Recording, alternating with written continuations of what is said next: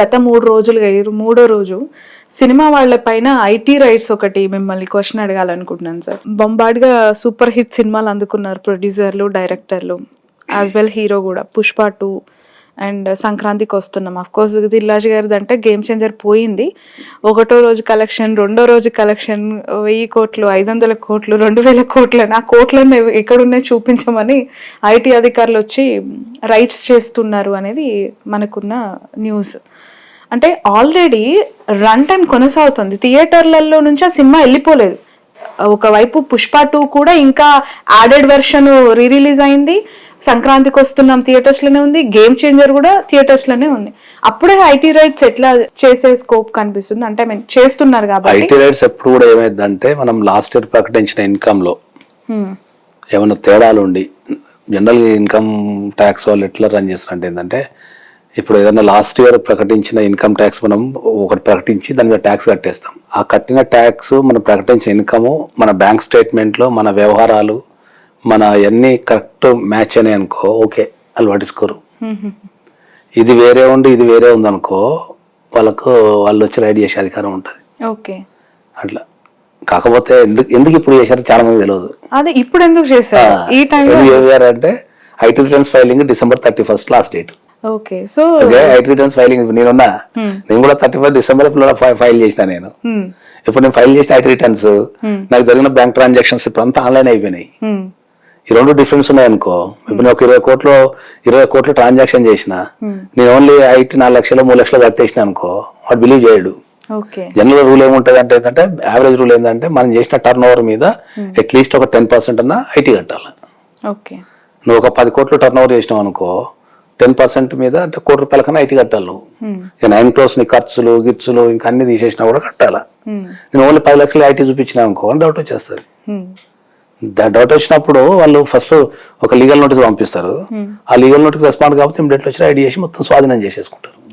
మొత్తం వాళ్ళు ఏం చేయరు, వాళ్ళు స్వాధీనం చేసుకొని మళ్ళీ పోయి కూర్చొని అన్ని లెక్కలు వేస్తారు. ఆ లెక్కలన్నీ వేసి మళ్ళీ ఇక్కడ ఉన్న ఐటీ నువ్వు ఎంత కట్టినావు చూసి ఏమైనా డిఫరెన్స్ ఉందా చెప్పి ఆ డిఫరెన్స్ కి మళ్ళీ ఇంత ఫైన్ కట్టండి మీరు. ఇప్పుడు మీ దగ్గర మీరు 30 కోట్లు సంపాదించినట్టు మీ లెక్కల ద్వారా నాకు తేలింది, నువ్వు ఓన్లీ ₹1 సంపాదించినట్టు డిక్లేర్ చేసినావు, మిగతా 29 కోట్ల నువ్వు ట్యాక్స్ కట్టాలి కాబట్టి ఇంత ట్యాక్స్ కట్టమని డిమాండ్ నోటీస్ ఇస్తారు. అంతే. ఎంత విషయం ఐటీ వాళ్ళకు ఓన్లీ ఫైన్ వేయటం తప్ప, ఐటీ డిపార్ట్మెంట్ కి ఓన్లీ ఫైన్ వేయటం తప్ప, ఫస్ట్ వాళ్ళ ప్రాథమిక డ్యూటీ ఫైన్ వేయటమే. ఆ ఫైల్ కట్టకపోతే మళ్ళీ వేరే చర్యలు తీసుకుంటారు తప్ప ఫస్ట్ వాళ్ళు ఇన్కమ్ ని అసెస్మెంట్ చేసేసి నువ్వు తప్పు లెక్కలు సమర్పించినావు కాబట్టి సమర్పించినందుకు ఇంత ఫైన్ ప్లస్ నువ్వు సంపాదించిన దానికి నువ్వు తప్పులు ఐటీ రిటర్న్స్ నువ్వు 30 కోట్లు సంపాదించి ₹1 సంపాదించినావు కాబట్టి 29 కోట్లు కూడా ఫైన్ కట్టమని చెప్పి ఫస్ట్ వాళ్ళ డ్యూటీ ఫైన్ వేయటమే. ఓకే, బట్ ఈ మధ్య కాలంలో భారీ బడ్జెట్ సినిమాలు ఏవి రిలీజ్ అయినా చూస్తున్నాం కదా, కొంచెం ఐటీ రైట్స్ అనేవి ఎక్కువ అయిపోయినాయి. నాట్ ఓన్లీ ఐటీ రైట్స్, ఇప్పుడు ఐటీ రైట్స్ ఎప్పుడు కూడా ఇన్కమ్ ఎప్పుడైనా మీరు ఎప్పుడు ఎవరు గమనించారు దాన్ని. నీకు ఇన్కమ్ ట్యాక్స్ ఫైల్ అయిన తర్వాత ఐటీ రైట్స్ జరుగుతాయి, నేను డిక్లరేషన్ చేసిన తర్వాత జరుగుతాయి, అంతకుముందు జరగవు. అసంభవం జరగటం. మొన్న December 1 IT returns is the final. దాని తర్వాత ఒక 15 days ఎక్స్టెన్షన్ ఇచ్చిండు, January 15 వరకు ఎక్స్టెన్షన్ ఇచ్చిండు. సో చాలా మంది December 31 వరకు ఐటీ రిటర్న్స్ డిక్లేర్ చేసేసిండ్రు. నేను కూడా మొన్న December 31 చేసిన. సో దాంట్లో తేడాలు ఉంటే 20 days లో వచ్చేస్తారు. ఓకే సార్, ఇప్పుడు ఏ రోజుకి ఆ రోజు వచ్చిన కలెక్షన్స్ పైన ఫైల్ చేయాల్సి ఉంటుందా? ఓవరాల్ సినిమా కంప్లీట్ అయిపోయిన తర్వాత ఐటీ రిటర్న్స్ ఎవరు ఐటీ రిటర్న్స్ అయినా కూడా నీకు ఇయర్లీ వన్సే ఉంటుంది.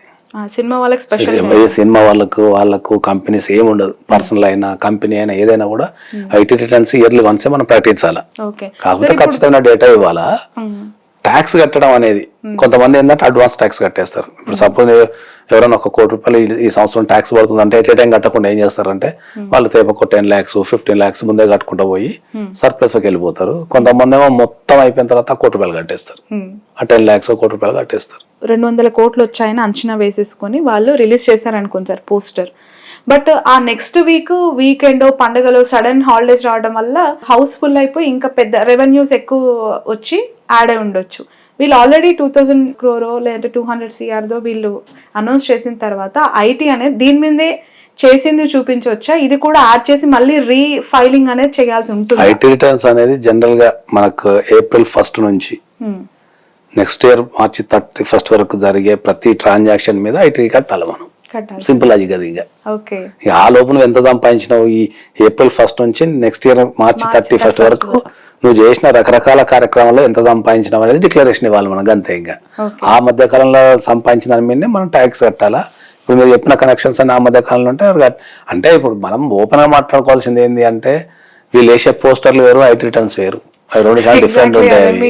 ఇప్పుడు ఓపెన్ అయ్యారు అది అలా కనిపిస్తుంది. అందుకే ఐటీ ఇంత అగ్రెసివ్ గా 3 days నుంచి నాన్ స్టాప్ గా రైట్స్ చేయడం అనేది, లాకర్స్ కూడా ఓపెన్ చేయడం అనేది చేసి వాళ్ళని బ్యాంక్ లకు అది టెక్నికల్ గా ఈ కలెక్షన్స్ కి ఐటీ రైట్స్ కి ఏం సంబంధం ఉండదు. ఐటీ రైట్స్ అనేది చెప్పినా కదా, లెక్కలు మిస్ మ్యాచ్ అయినప్పుడు వస్తారు వాళ్ళు. నువ్వు సంపాదించిన నీ ట్రాన్సాక్షన్ వాల్యూ అండ్ నీకు నువ్వు కట్టిన ఐటీకి తేడా వస్తారు వాళ్ళు, అంతే. లేకపోతే రారు.